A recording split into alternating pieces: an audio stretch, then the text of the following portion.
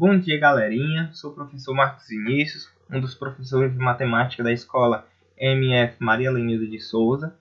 E pessoal, a gente vai dar continuidade às nossas aulas à distância, tá certo? E com o conteúdo que a gente já está se familiarizando, tá certo?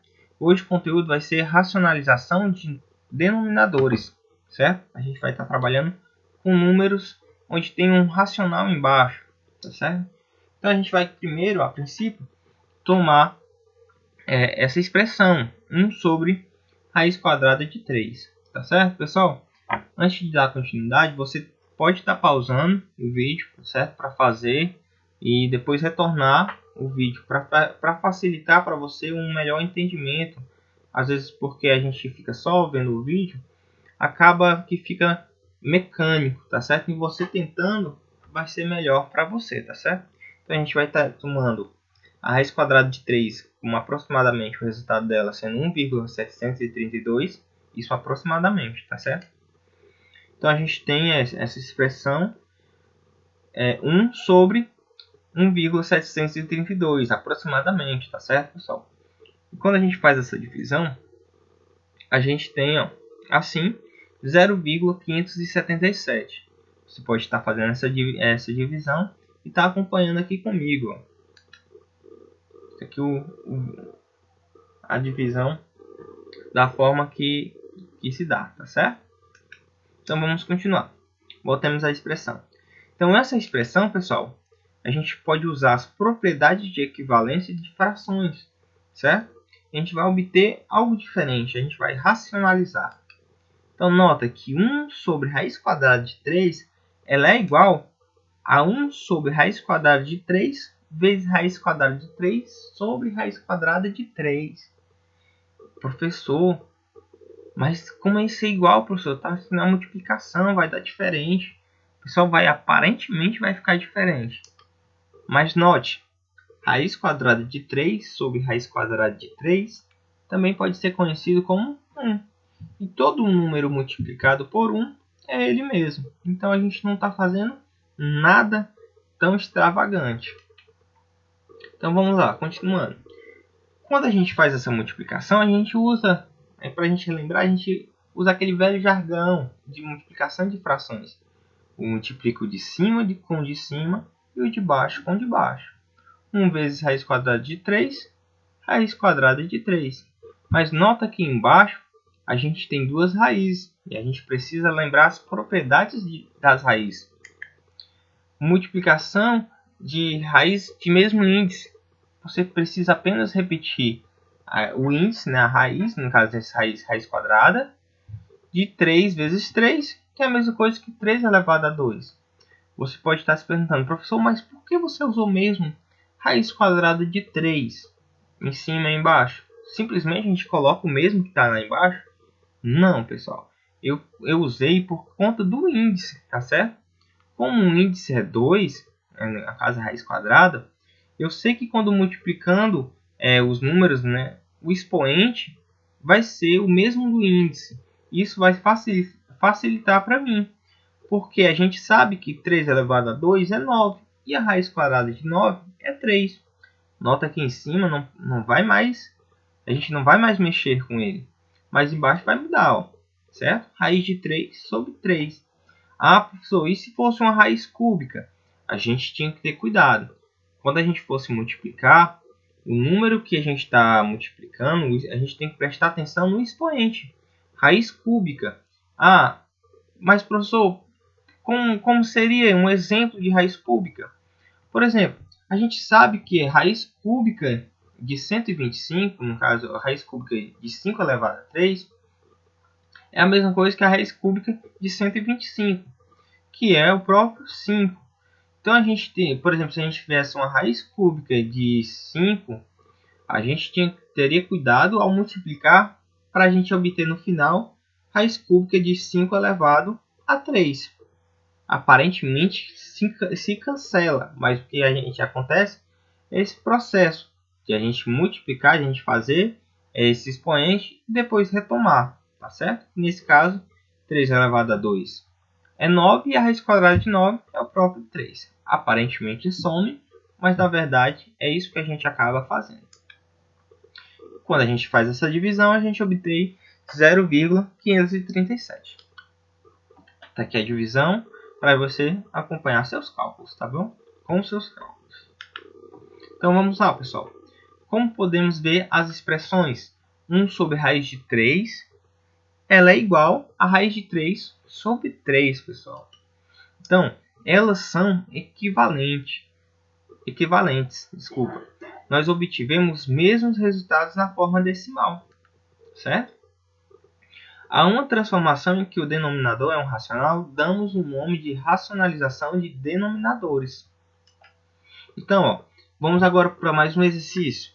Você pode estar pausando o vídeo, está tentando sozinho e depois você retorna, tá certo? Então vamos lá, vamos continuar. A gente tem 5 sobre 3 raiz de 10. Então a gente vai por dois passos. O primeiro passo, identificar o fator racionalizante, que nesse caso é raiz de 10. Só raiz de 10, viu, pessoal? A gente tem que ter cuidado. Ah, professor, mas se eu botar 3 raiz de 10? Pessoal, no final a gente vai ter que estar simplificando. E esse 3 aí, ele pode até dar um probleminha, tá certo? Então, ó, nota que o fator racionalizante é o que tem a raiz, tá certo? O segundo passo é analisar se o denominador não existe alguma adição ou subtração. Pode ser que a gente venha ter que usar o quadrado da diferença, tá certo? Conteúdo de 8º ano que a gente também vê aqui no 9º ano. Então vamos prosseguir. Nota que o fator racionalizante é a raiz de 10. Então, ó, multiplique em cima e embaixo. Aqui entra um detalhe, pessoal. Lembra que entre um número e uma raiz a gente tem uma multiplicação. Em cima, como a gente não vai usar a raiz de 10 aproximada, a gente pode deixar apenas como está, né? 5 raiz de 10. E embaixo, o 3 ele vai ficar aí um pouquinho de lado, um pouquinho esquecido, certo? Só por enquanto. A gente vai fazer o mesmo processo que a gente fez lá com o 3. Raiz de 10 vezes raiz de 10 é raiz de 10 elevado a 2, certo? Ah, professor, então a gente coloca esse 2, o expoente fora. Se a gente colocar, ele também vem com a propriedade, ele vem para o número que está dentro da raiz, tá certo? 10 elevado a 2 é 100. E a raiz quadrada de 100 é 10. Certo, pessoal? Então, ó, nota que a gente tem embaixo, depois a gente solucionar, 3 vezes 10. E aqui a gente pode estar multiplicando, pessoal, sem nenhum problema. A gente tem agora 5 raiz de 10 sobre 30. A gente já racionalizou. Mas nota que a gente pode estar simplificando essa fração. Então a gente vai encontrar os dois números que tem divisores comuns. Nesse caso, a gente tem dois números, o 5 e o 30. E o maior divisor entre eles é o próprio 5, certo? A gente pode estar dividindo. Quando a gente divide 5 raiz de 10 dividido para 5, a gente só vai dividir um número, no caso esse 5, tá certo?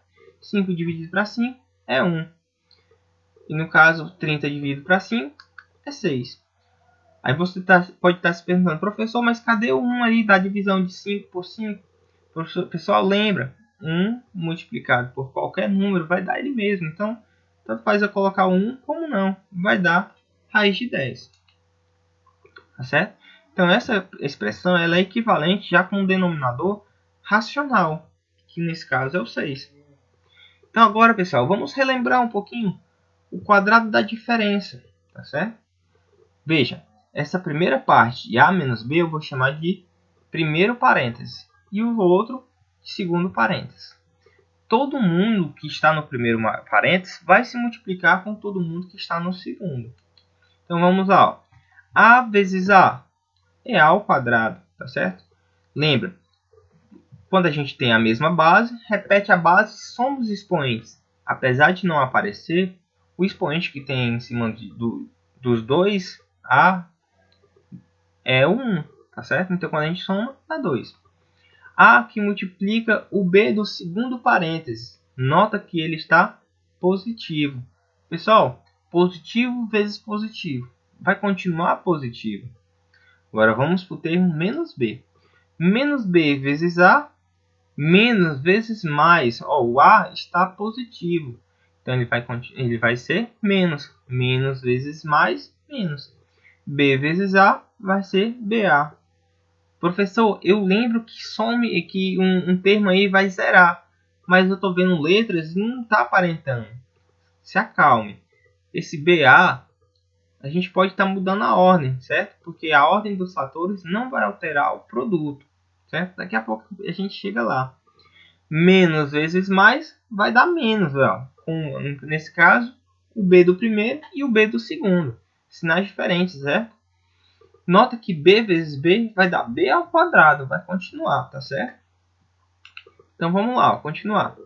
A gente inverteu ali, ó, veja que eu inverti o B e o A para a gente poder agora operar ali, ó, dois termos que eles são iguais, de certa forma, né, a parte algébrica, só que a gente tem sinais diferentes. Ó, se eu tenho uma coisa positiva e eu estou devendo a mesma coisa, isso acaba zerando, não é? Então a gente tem no final, ó, A ao quadrado menos B ao quadrado. Simplesmente o nosso quadrado da diferença, tá certo? Façam com um número. Coloque e substituam as letras por números e veja no final como é que vai ficar, tá certo? Você pode estar primeiro substituindo no comecinho ali e depois você faz como está no final, tá certo? Por exemplo, faça o A sendo 5 e o B sendo 3, tá certo? Depois no final é só calcular, ó. O quadrado da diferença. Você pode estar fazendo parênteses, mas simplesmente o quadrado de 5, 25, menos o quadrado de 3, é 9. No caso, 25 menos 9 vai dar 16, tá certo? Então você pode estar calculando para você ver essa propriedade, certo? Esse quadrado da diferença, que vai ser bem importante no futuro para vocês, tá certo? Então, pessoal, continue se dedicando, continue aprendendo, certo? Para que na volta das aulas a gente esteja afiado, certo, no conteúdo, e saibam que a gente está aqui, toda a escola, todos os professores, tá certo? Aqui para ajudar vocês, e a gente vai continuar aqui sempre prestando o apoio necessário para vocês, tá certo? Então um abraço e até a próxima.